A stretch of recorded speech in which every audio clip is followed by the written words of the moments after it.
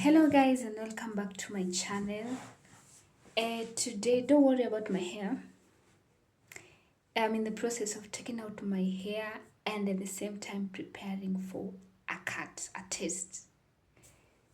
I'll be doing it on Friday. It has a lot of content in it, but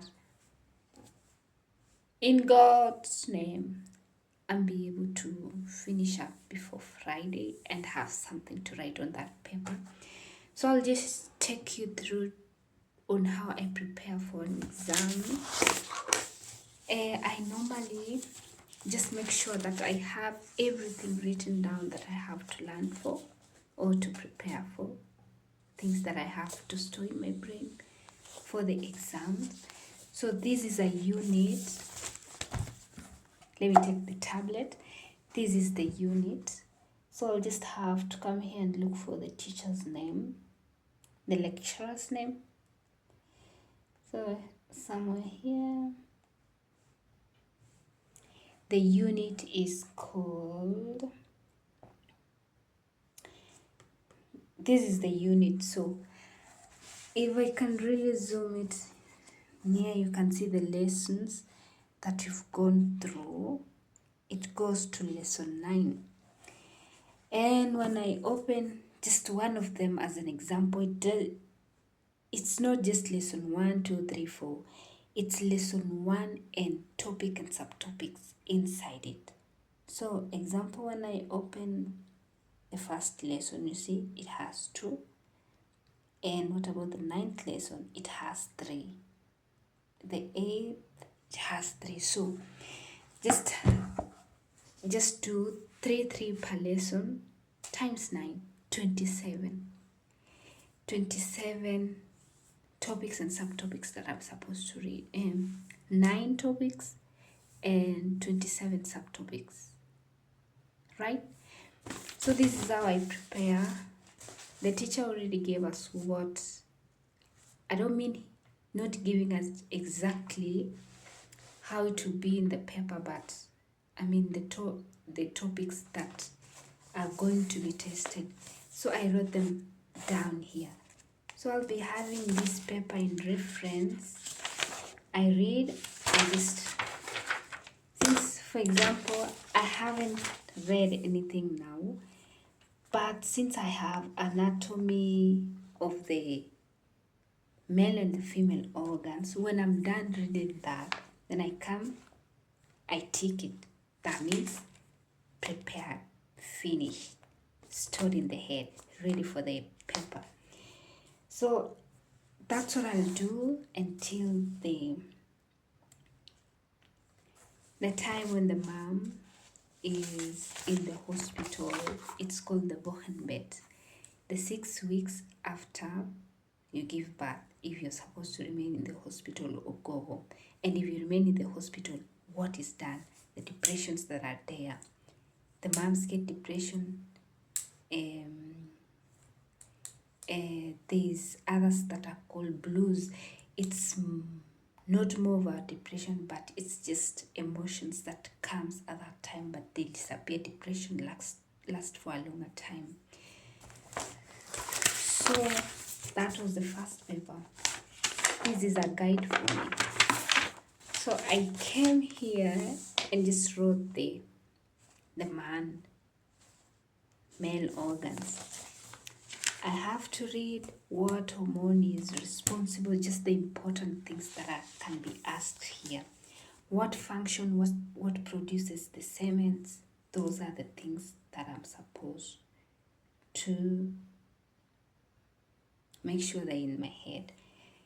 So in the male organ, we have the inner ones and the outer ones. There are those that we can see on the outside, and there are those that are responsible for some functions but are on the inside. So I'm now supposed to categorize the ones that are inside and the ones that are outside. So if the teacher asks, name 2 that are on the inside and function of each, then I am able to do that.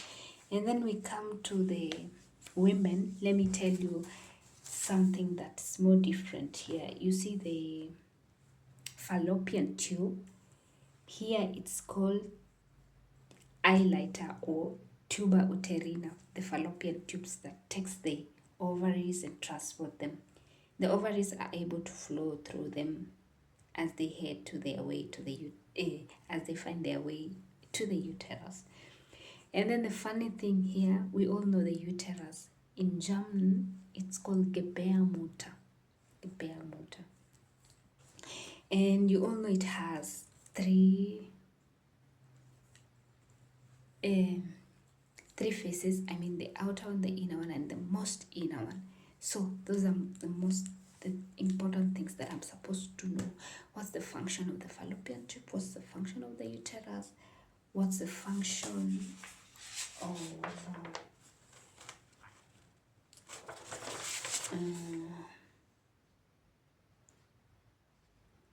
clitoris? Where is it located? Which one are on the inside? Which one are on the outside? So when I'm done with that, I place it on the side. I'm safe to go. I also have more. During the menstruation cycle, those are the things that we're also learning. We have hormones that are responsible. We have different hormones. We have follicle stimulating hormone, FIS. We have estrogen, we have progesterone, and we have follicle something hormone. Luteinizing hormone, I mean. There's RFS, follicle stimulating, we have luteinizing. And then we have more before the end of, during the pregnancy, during birth, we have oxytocin. And then during, almost when the mom is giving birth, and afterward, during the breastfeeding, we have prolactin. So if I know all those things, then I am not completely ready for the exams, because I also have to learn about the placenta, and the placenta now comes in here. I like to have my notes on paper. I'm not someone who I don't really depend on the internet so much. When I have them written, then I feel okay, and I feel like, okay, I've learned something. So for example, the placenta, I don't have the notes on paper. So I'll just know, I already know which lesson was, the placenta was covered. So I just come to lesson, no, it was not lesson 4. You come to lesson 6. And then I have to open there, and when I scroll, you can see how the placenta looks. So there is some anatomy of the placenta. I'm supposed to know the scientific names of the things surrounding this place. You have to know how many in the umbilical cord. It's called the Nabelschnur in German. For example, now a teacher can ask how many veins and how many arteries are on the umbilical cord. Then you're supposed to say 2. 2 are arteries and 1 is the vein. I mean, most of the things that are going to be asked are those ones. I'm going to show you now. There's a way in which a placenta is supposed to be located. If it's on the upper side and on the inside of the uterus, the inside, I don't know, the sheath, the face, right? But now, if you're given some drawings and told which placenta do not sit right, so you see, this is correct, and this one sits, it closes the mutamun. The mutamun is the vagina opening. So if it looks that way, then you know, no. So for example, if I'm to write something about the placenta abnormalities, then there are scientific names here. It's already T first sits the placenta. That means it's correctly placed. If it has a problem, there are 3. So it's placenta previa marginalis. So previa is everywhere. So there is placenta previa marginalis, placenta previa partialis, and placenta previa totalis. So you just find out that there is a repetition of placenta and previas That's the problem. So the thing that I'm just supposed to note down is the end of the words marginalis, partialis, and totalis. Totalis is when it covers the opening that there's no way the baby can, yeah, the baby can get out. So the only way they can just do it is through operation, because if the placenta covers the mouth, there's no way the mother is going to push by herself. So those are the things. That's how I learn. And sorry, I make sure that when you read something here, it goes to the shorter memory. It's stored there. And for you to get to the long-term memory, write them down. For me now, I read the anomalies of the placenta. There was previalis, marginalis, partialis, totalis.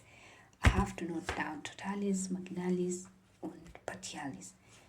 When I note down, and then I'm now done with all the things that I'm reading, I come again on a rough paper and just try and write things that are already on my short-term memory, transfer them on a piece of paper.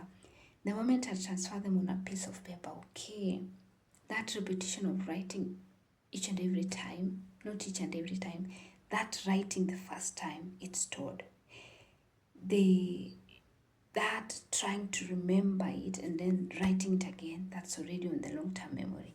So guys, that's how I read. My method of read and write, note down. Have rough paper, have a place to transfer, not just reading and staring and thinking that it will get stored on the mind, on the brain. So guys, I hope this video was so helpful to you. For those people who like to come and study nursing in Germany and go back to their country and apply whatever knowledge they gained outside to their country, then you're welcome. That's the way to go. And continue subscribing, like my videos, comment, and also recommend me what I should do next. I wish you a very nice day, and till next time, bye bye.